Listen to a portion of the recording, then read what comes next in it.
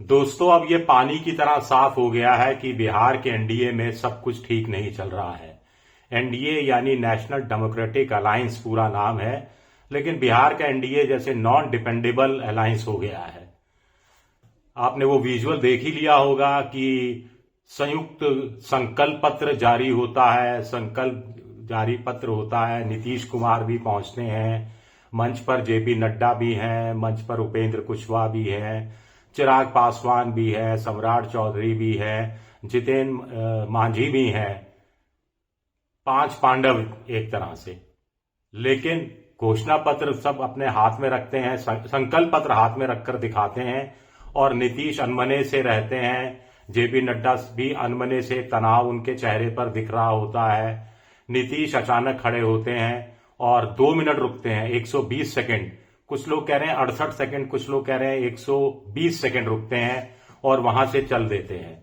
वो उनका जाना होता है, पीछे पीछे चिराग पासवान चले जाते हैं, पीछे पीछे उपेंद्र कुशवाहा चले जाते हैं, पीछे पीछे जितेन मांझी चले जाते हैं और पीछे पीछे जेपी नड्डा भी चले जाते हैं। मंच पर अकेले सम्राट चौधरी रह जाते हैं और पीछे पोस्टर लगा है जिसमें प्रधानमंत्री नरेंद्र मोदी की तस्वीर बड़ी है। अब कल जब रैलियों में मोदी जी भाषण दे रहे थे तो पीछे जो पोस्टर लगा था उसमें प्रधानमंत्री नरेंद्र मोदी और नीतीश कुमार की बराबर की तस्वीरें लगी थी। लेकिन आज संकल्प पत्र में मोदी जी की बीच में तस्वीर है बड़ी सी। जेपी नड्डा हो, चिराग पासवान हो, उपेंद्र कुशवाहा हो, जितेन मांझी हो, उनके साथ एक वैसे ही छोटी सी तस्वीर लगी हुई है। किसकी? नीतीश कुमार की। और नीचे लिखा है बिहार में फिर से एनडीए सरकार। ये नहीं लिखा है बिहार में फिर से नीतीश की सरकार। तो नीतीश बाबू को समझ में तो खेल आ ही गया था। आज बिल्कुल खेल खुला खेल फरुक्काबादी हो गया है। साफ साफ चीजें आ गई हैं। महागठबंधन को गठबंधन, लड़बंधन, पता नहीं कौन कौन सा बंधन कहा जा रहा है कि जहां लोग लड़ रहे हैं आपस में।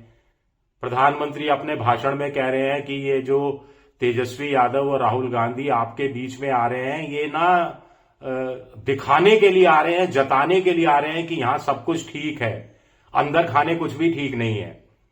लेकिन आपके एनडीए में क्या हो रहा है भाई साहब? आपके एनडीए में तो मंच से उठकर लोग जा रहे हैं। नीतीश कुमार जा रहे हैं, पीछे पीछे और लोग जा रहे हैं। आमतौर पर होता क्या है कि जब घोषणा पत्र होता है या संकल्प पत्र होता है तो सब एक साथ रहते हैं, एक साथ कुछ कुछ बोलते हैं। घोषणा पत्र या संकल्प पत्र के किसी एक हिस्से पर जोर देते हैं, फिर सब प्रेस के लिए, प्रिंट के लिए, टेलीविजन के लिए, फोटो ऑप के लिए खड़े होते हैं। सब विक्ट्री का निशान बनाते हैं, एक दूसरे का ऐसे करके हाथ थामते हैं। लेकिन इस तरह का कोई विजुअल दिखाई नहीं दिया। दिल मिले ना मिले, हाथ मिलाते रहिए। यहां तो हाथ मिलाने की नौबत भी नहीं आ रही। बशीर साहब का एक और शेर याद आ रहा है कि कोई हाथ भी ना मिलाएगा जो गले मिलोगे तपाक से, ये नए मिजाज का शहर है जरा फासले से मिला करो। तो नीतीश की चिढ़ साफ साफ दिख रही है। नीतीश को लग रहा था कि जिस तरह से महागठबंधन के घोषणा पत्र के जारी होने के मौके पर एक सामूहिक एकता दिखाई दी, उससे पहले जिस ढंग से वहां पर तेजस्वी यादव को मुख्यमंत्री का और मुकेश सहनी को उप मुख्यमंत्री का चेहरा घोषित किया गया, उससे कहीं ना कहीं प्रधानमंत्री नरेंद्र मोदी से लेकर अमित शाह सब सबक लेंगे और बीजेपी एनडीए के संयुक्त घोषणा पत्र में नीतीश कुमार के नाम का ऐलान हो जाएगा। लेकिन ऐसा कुछ नहीं हुआ। नीतीश को शायद पहले से ही बता दिया गया होगा कि ऐसा कुछ नहीं होने वाला है और नीतीश क्या रणनीति बनाकर आए थे कि चलो चला जाए। चाहते तो नीतीश कुमार नहीं आते और जेपी नड्डा कह देते कि तबीयत खराब हो गई है, बाकी गोदी मोदी मीडिया सारा मामला संभाल लेता, नीतीश की खबर को ही गोल कर देता और घोषणा पत्र में जो घोषणाएं की गई हैं उनको हाईलाइट करना शुरू कर देता। लेकिन ऐसा हुआ नहीं। प्रधानमंत्री ने कल 2 रैलियां की, एक रैली में भी जिक्र नहीं किया। उल्टा उन्होंने हर बार एनडीए बीजेपी सरकार की बात कही। और उससे पहले अमित शाह ने एक जगह कह दिया कि भाई रामलल्ला को अयोध्या में 500 साल तक टेंट में रखा गया। पहली बात तो टेंट में रामलल्ला 500 साल से नहीं थे। खैर, मान लिया 500 साल तक टेंट में रखा गया और इसके लिए जिम्मेदार कुछ पार्टियों का नाम लिया और सबसे पहले जिस पार्टी का नाम था वो जेडीयू था, जनता दल यूनाइटेड था, नीतीश कुमार की पार्टी का नाम था, फिर समाजवादी पार्टी का नाम था, फिर दूसरी पार्टियों का नाम था। तो ये स्लिप ऑफ द टंग हो सकता है क्या? स्लिप ऑफ द टंग होता तो बाद में अमेंड भी चीजें की जाती।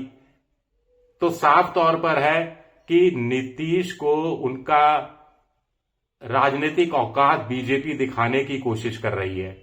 अब बीजेपी का यह बढ़ा हुआ आत्मविश्वास है या बीजेपी को लगता है कि नीतीश से छुटकारा पाने का यही मौका है?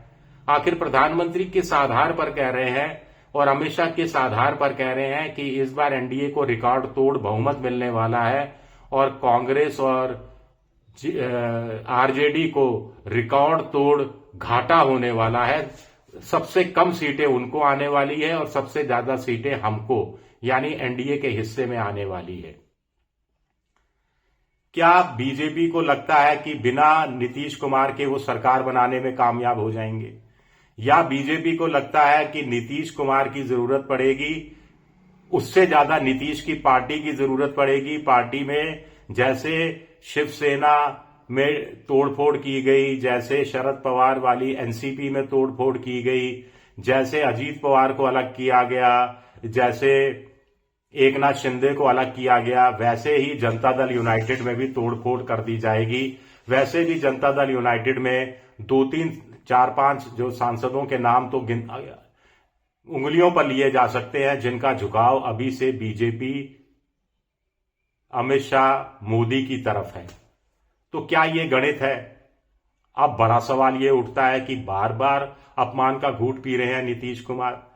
क्या इस कदर सत्ता के लोलुप हैं नीतीश कुमार कि चिपके रहेंगे जैसे तैसे, या बहुत ही समझदार खिलाड़ी हैं, उनको लग रहा है कि अभी अपनी नाराजगी को शो करते रहो और ये नाराजगी के जरिए अपने मतदाता तक पहुंचते रहो और उनको इशारा करते रहो, जैसा कि चल रहा है लालटेन ही तीर है, तीर ही लालटेन है, और बीजेपी की सीटें कम करवा दो। चिराग पासवान के साथ 2020 के विधानसभा चुनाव के अपमान का बदला ले लो और फिर 2025 के 14 नवंबर को जब ऐतिहासिक फैसला जनता देगी और उसमें आरजेडी, कांग्रेस, वाम मोर्चे के साथ एक सरकार बनने की संभावना दिखेगी, जो 100% दिखेगी विद नीतीश कुमार, तो पलटी मार जाओ। अब नीतीश कुमार को पिछली बार 43 सीटें आई थी, इस बार लोग कह रहे हैं कि इससे कम तो किसी कीमत पर नहीं होंगी, इससे कुछ ज्यादा ही बढ़ेंगी। बीजेपी उम्मीद कर रही है कि वो चिराग पासवान, उपेंद्र कुशवाहा, जीतन मांझी 100-110 तक पहुंच जाएंगे। ऐसा हो गया और नीतीश की पार्टी में टूट फूट हो गई तो अलग कहानी है, लेकिन अगर इससे उल्टा पड़ गया तो फिर कहानी और ज्यादा दिलचस्प हो जाएगी। शुक्रिया मेरा वीडियो देखने के लिए, बहुत बहुत शुक्रिया। पसंद आए तो लाइक कीजिए, सब्सक्राइब कीजिए, शेयर कीजिए। शुक्रिया।